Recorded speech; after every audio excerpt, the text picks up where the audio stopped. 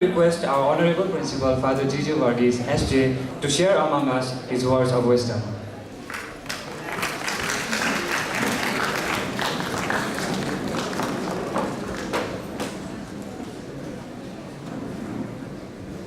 Please be seated.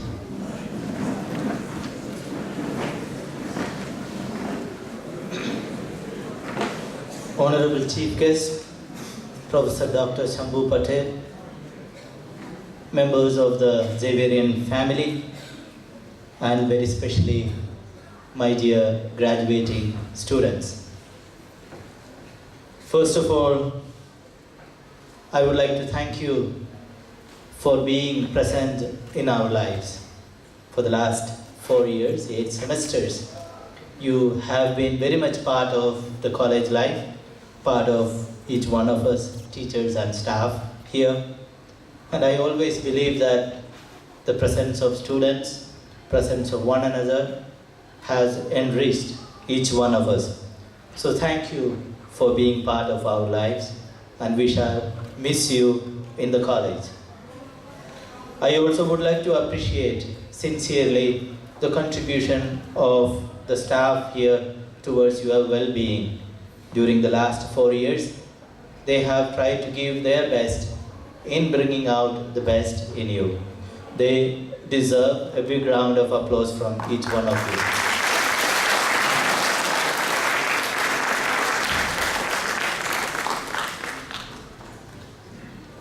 you. During the conferences, I have told you many stories. Let me start with one story. There was this old woman who was feeling very lonely. So she went to a pet shop and bought a parrot for company. She brought it to her home, hoping that the parrot will talk, but it did not. So the next day she goes back to the pet shop and complains to him that the parrot is not talking. So the owner asked, "Do you have a mirror in the cage? Parrots love to talk to its reflection." So the lady said, "No, I don't have a mirror. Please give me one." So she bought that mirror, went back and put it in the cage. The parrot did not talk.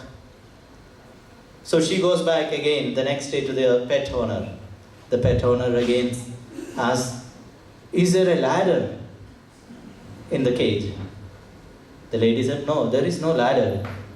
See, parrots love climbing on the ladder and they become very happy, and a happy parrot will talk a lot." So she buys a ladder and then goes back, puts it in the cage, the same result, the parrot does not talk. Then when she went back to the shop again, the pet owner asked, "Is there a swing? Because birds love to play on the swing, and they will be happy, they will talk." So the lady reluctantly said, "No, there is no swing. Let me buy one." So she bought one and went back, put it in the cage. But lo and behold, the next day the parrot died. So she goes back to the pet owner and complains that the parrot died. The pet shop fellow also said, he was also very surprised. What happened? Did the bird talk anything at all before it died? The lady said, "Yes, it talked one sentence. It asked, 'Don't they have parrot feed in the pet shop? Don't they have food for parrots in the pet shop?'" Apparently, both the parrot owner, and the pet shop owner, both were concerned about the decorations of life. They were not concerned about what was necessary for that parrot. It was food. Many times, our own lives also end up being so. We become concerned about the decorative items in our lives.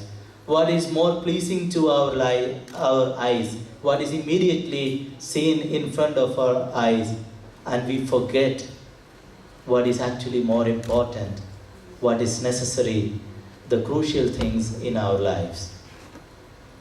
And today, as you leave, my advice to you is this: don't kill the parrot. Find out what is more important in life than simply the decorative things. They will come and go. What remains with you will be these important things. And you will lose your life and the lives of others, your relationships, your happiness, your satisfaction, simply because you focused on decorative things of your life. To the graduates of this year, I tell them about the five-fold path that we have tried to promote in our college. There is this eightfold path in Buddhism. Do you know we have a five-fold path in our college? Maybe you heard it many times from us, from me, Father Joman, Father Bobby. We talk about 5 things that are very important for us Jesuits, for a Jesuit pupil.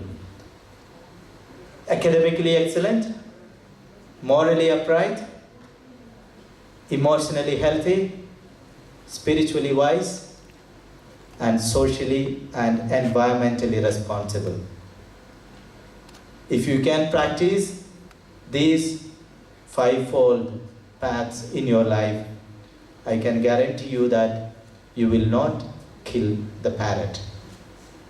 Because these things tell you what is more important in your life.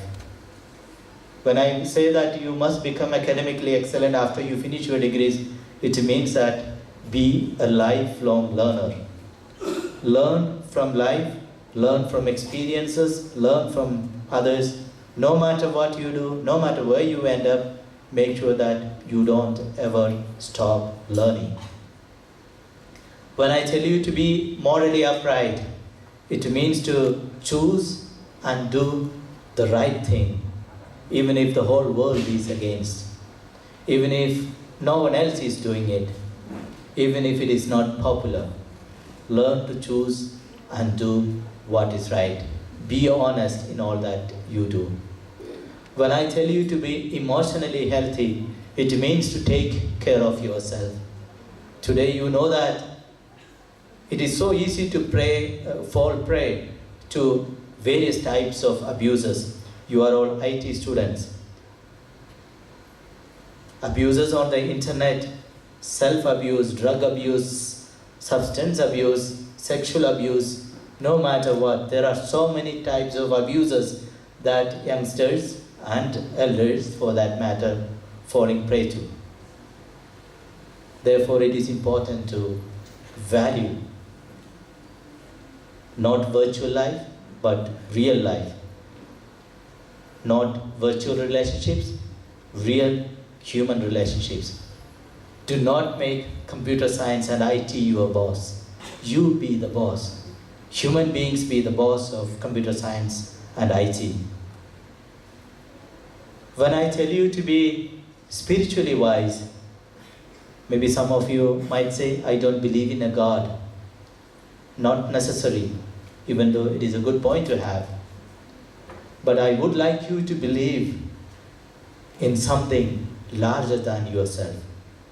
Believe in and work for something larger than yourself.